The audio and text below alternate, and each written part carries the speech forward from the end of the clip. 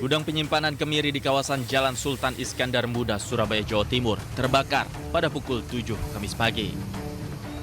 Tugas pemadam kebakaran kota Surabaya setibanya di lokasi langsung berjibaku memadamkan api. 18 unit mobil pemadam kebakaran dikerahkan ke lokasi untuk melokalisir api agar tidak menjalar ke SPBU dan 2 sekolah yang berdekatan dengan gudang. Petugas menyebut kebakaran diduga disebabkan akibat korsleting listrik. Nyuplai di TKK, meskipun di dekat lokasi ini juga ada sumur kebakaran. Jadi itu tadi teman-teman main statis, jadi nyedot langsung diarahkan ke TKK. Jadi nggak mondar-mandir unit kita, itu yang mempercepat pemadaman juga pembahasan. Alhamdulillah pembahasan sekarang sudah selesai ya. Dugaannya apa Indan? Diduga korsleting listrik kemungkinan, tapi nanti diselidiki oleh Inafis ya. Tidak ada korban dalam kebakaran ini, sementara kerugian material ditaksir mencapai puluhan juta rupiah.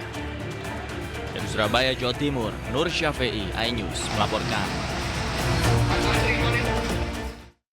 Kita ke informasi lain. Pemirsa, laporan Ridwan Kamil terhadap Lisa Mariana naik tahap penyidikan. Polisi akan memeriksa pihak-pihak yang diduga memiliki hubungan dengan kasus Ridwan Kamil tersebut.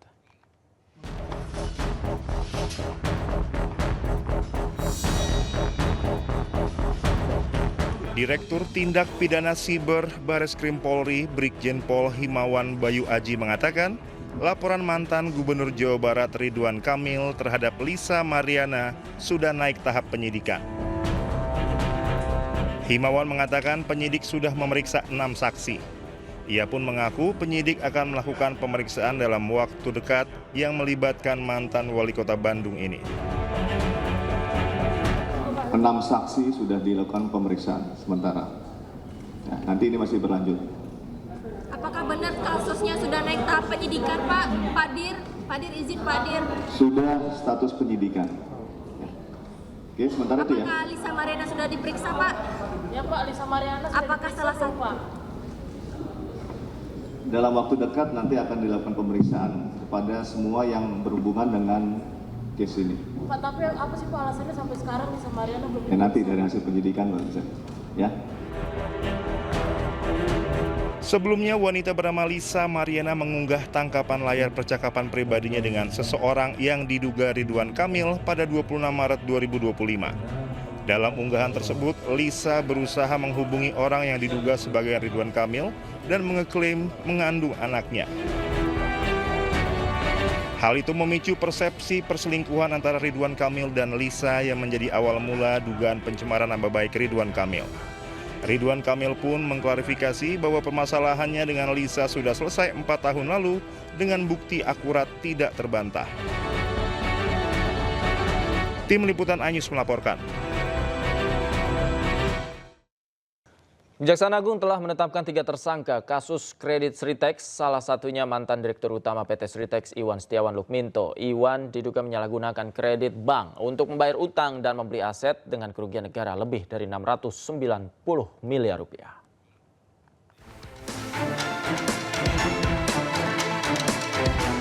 PT Sri Rejeki Isman Tbk atau Sritek kembali menjadi sorotan publik setelah Kejaksaan Agung menangkap Direktur Utama perusahaan Iwan Setiawan Lukminto terkait dugaan korupsi dalam pemberian kredit bank kepada PT Sritek. Selain Direktur Utama PT Sritek Iwan Setiawan Lukminto, Kejaksaan Agung juga menetapkan 2 tersangka lainnya dalam kasus ini, yakni ex-Dirut Bank DKI Zanudin Mapa serta ex-pemimpin Divisi Komersial dan Korporasi BJB Diki Sahbandinata. Dalam kasus ini, PT Sritek menerima fasilitas kredit dari 4 bank plat merah, yakni Bank DKI, BJB, Bank Jateng, serta bank sindikasi yang terdiri dari BRI, BNI, dan LPEI. Bank-bank tersebut memberikan kredit lebih dari 3,5 triliun rupiah. Akibat kredit yang tidak terlunasi dari Bank DKI dan Bank BJB, kerugian negara yang ditimbulkan mencapai 692 miliar rupiah. Direktur Penyidikan Jampitsus Kejagung Abdul Kohar menyebut, Iwan Setiawan Lukminto menyalahgunakan pemberian kredit dari himpunan bank negara dan bank pemerintah daerah untuk keperluan membayar utang dan membeli aset tidak tepat. Bahwa pada saat ISL selaku Direktur Utama PT Sri Rejeki Isman Tbk mendapatkan dana dari PT Bank Pembangunan Daerah Jawa Barat, Banten, dan PT Bank DKI Jakarta, terdapat fakta hukum bahwa dana tersebut tidak dipergunakan sebagaimana tujuan dari pemberian kredit, yaitu untuk modal kerja, tetapi disalahgunakan untuk membayar hutang dan membeli aset non-produktif sehingga tidak sesuai dengan peruntukan yang seharusnya. Kejaksaan Agung sudah memeriksa 55 saksi dalam kasus dugaan korupsi dalam pemberian kredit kepada PT Sritek, 3 diantaranya sudah ditetapkan sebagai tersangka. Ketiga tersangka ditahan selama 20 hari ke depan mulai 21 Mei 2025 di Rutan Salemba Cabang Kejagung. Tim Liputan iNews melaporkan.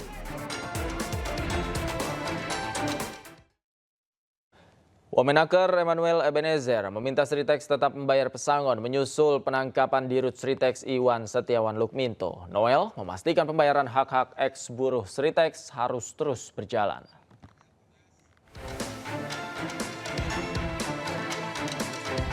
Wakil Menteri Ketenagakerjaan Emmanuel Ebenezer Gerungan meminta manajemen atau pihak terkait PT Sri Rejeki Isman Sritek untuk tidak abai dalam membayar pesangon dan hak-hak mantan pekerjanya. Hal ini menyusul penangkapan Direktur Utama PT Sritek periode 2005-2022 Iwan Setiawan Lukminto terkait kasus dugaan korupsi pemberian kredit bank pada PT Sritek oleh Jampitsus Kejagung.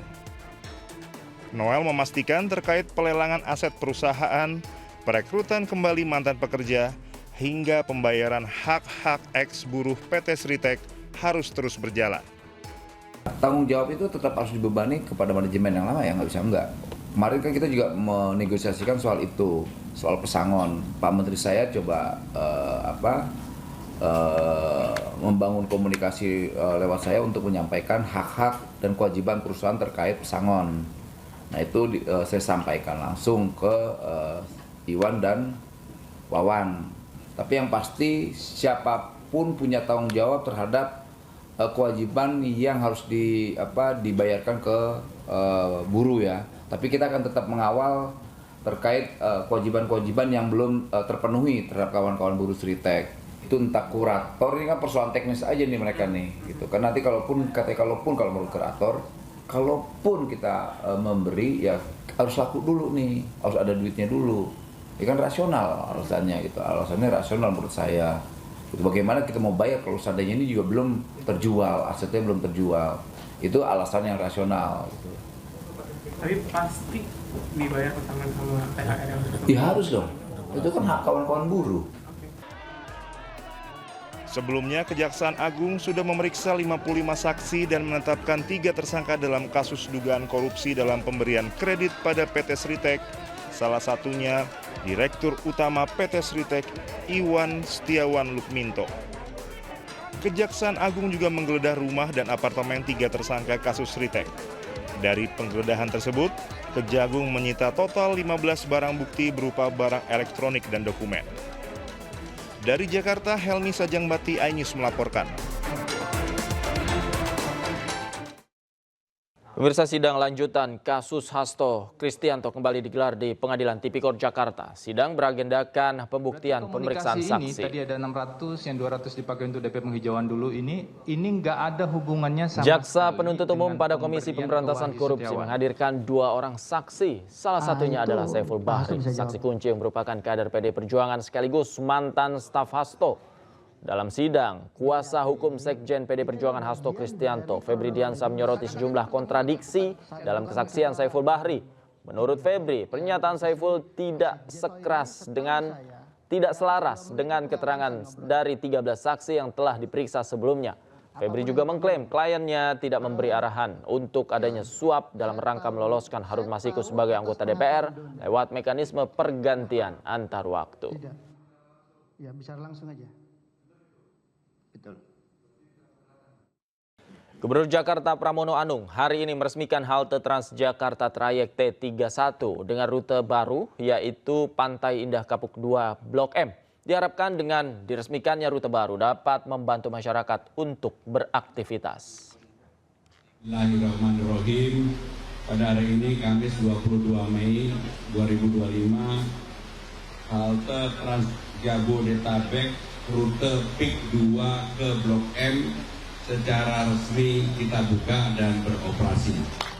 Gubernur DKI Jakarta Pramono Anung meresmikan halte Transjakarta trayek T31.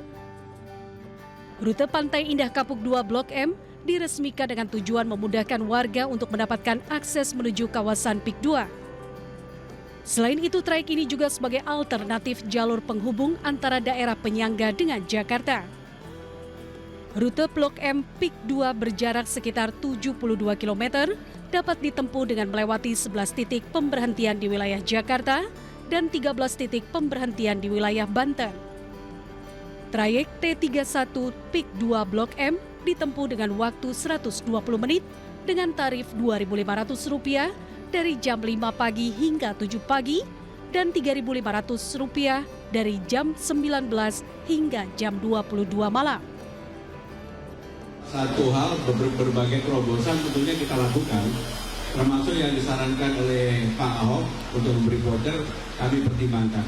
Tapi yang jelas, melihat perkembangan baik Alam Sutra Blok M maupun Bekasi Feeder ke Cawang, itu animonya luar biasa. Dan sekarang ini hampir semua kepala daerah di Jawa Barat meminta untuk disambungkan, termasuk Wali Kota Bogor. Wali Kota Bogor minta dari Bogor ke Cibubur Junction. Saya bilang kalau dari Kota Bogor ke Cibubur Junction nggak ada Jakartanya, harus diperpanjang dikit lah gitu.